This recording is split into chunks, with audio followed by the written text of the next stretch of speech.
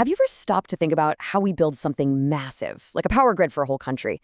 Or how we lay down all the cables for the internet using the absolute least amount of material?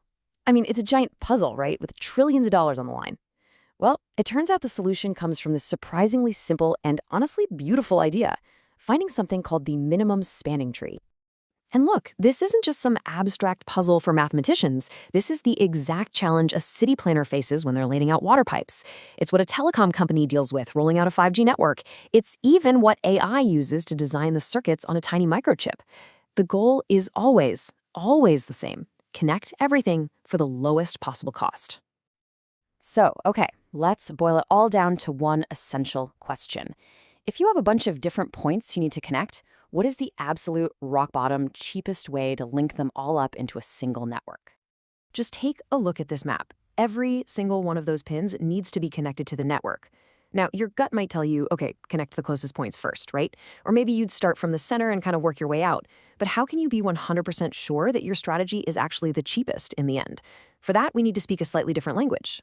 Yet to solve this thing systematically, you need the right tool. And that tool comes from a field of math called graph theory, which is basically the mathematics of networks and connections. So in math, this is what we call a graph. And no, not like a bar chart. Think of it just as a network.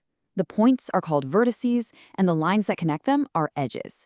This simple model is the foundation for pretty much any network problem you can think of. Okay, so from this whole tangled web of all the possible connections, our goal is to find the perfect skeleton. We call that a spanning tree, and it has two really simple but really strict rules. Rule number one, it has to connect, or span, every single point. No point left behind. Rule number two, it can't have any loops. A loop is just a redundant path, and we are all about efficiency here, so no waste. And here is where it gets super interesting. For any set of points, there's usually not just one spanning tree. As you can see right here, there are a bunch of different ways to connect all the dots without creating any loops. And this is so important because if there are multiple options, that means some of them are probably better or, cheaper than others. All right, so if we have all these different ways to build the network, how do we find the absolute best one? Well, that's where we bring in the crucial element of cost. We do that by turning our simple graph into what's called a weighted graph. All that means is that now every single edge has a number on it. This number, its weight, can represent anything you want it to be: the distance in miles between two cities, the dollar price of laying a cable, or even the time it takes to travel down that path. And now, bam, we can really see the impact of the choices we make. So using the same exact set of points, we could build one perfectly valid spanning tree that has a total cost or weight of 20. But just by picking different connections, we can build another perfectly valid tree that only costs 14. That's a huge difference, and it leads us right to our ultimate goal. And that, right there, brings us to the core concept, the minimum spanning tree, or MST for short. Out of all the possible spanning trees you could make, the MST is the one single tree with the absolute lowest total weights. It is, by definition, the perfect, optimal solution. The big challenge, of course, is how do you find it? Now, I know this might all sound like a pretty abstract math problem, but why does any of this really matter? Well, let's take a look at where this powerful idea is being used every single day to literally shape the world around us. The very first time this was ever used is actually a fantastic story. We have to go all the way back to 1926. A Czech mathematician named Otakar Borůvka used this exact logic to figure out the most economical way to build the electricity grid for the region of Moravia. So this isn't some newfangled idea, it's a foundational concept of modern infrastructure. Okay, now let's fast forward to today. If you pop open any computer or smartphone, you'll see a circuit board that looks a lot like this one.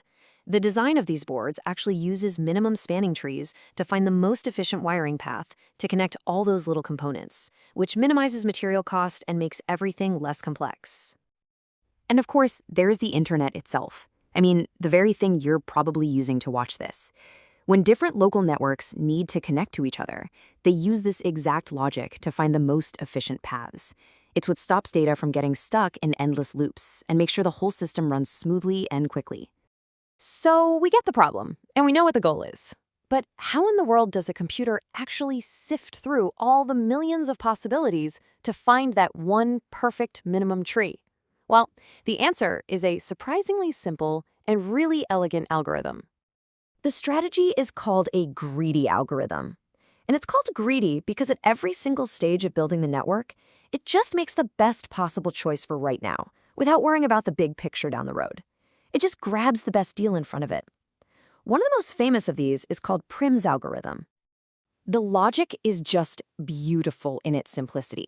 Here's how it works. First, you start anywhere. Pick a random point, doesn't matter which one.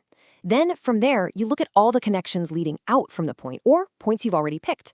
You find the single cheapest one that connects to a new point and you add it to your tree. So now your tree has 2 points. Then you just repeat. Find the cheapest connection from anywhere in your growing tree to a new unconnected point. Add it. You just keep doing that, one smart step at a time, until everything is connected. All right, let's watch it work. So the algorithm can start anywhere, so let's just say it picks node 1. Right now, our tree is just that single red dot. Every other node is still out there, unconnected. Okay, what's next? The algorithm now looks at all the lines coming from our existing tree, which is just node 1. It sees a path to node 2 that costs 4, and a path to node 4 that costs 2. Well, 2 is cheaper than 4, right? So, boom, it greedily chooses that path. It adds that edge and node 4 to our tree. Our tree now has nodes 1 and 4. And by just repeating that simple rule, always add the cheapest possible connection to a new point, the algorithm builds out the entire solution. And here's the truly amazing part. This simple, greedy strategy is mathematically guaranteed to find the one perfect minimum spanning tree every single time. It's a pretty remarkable outcome from such a straightforward process. So the real takeaway here isn't just about networks. It's a way of thinking. It shows us that sometimes the most complex, overwhelming problems can actually be solved just by making the best, simplest choice at each individual step. It really makes you wonder, doesn't it? What other big challenges, maybe even in your own life, could be solved by just taking things one simple, greedy step at a time?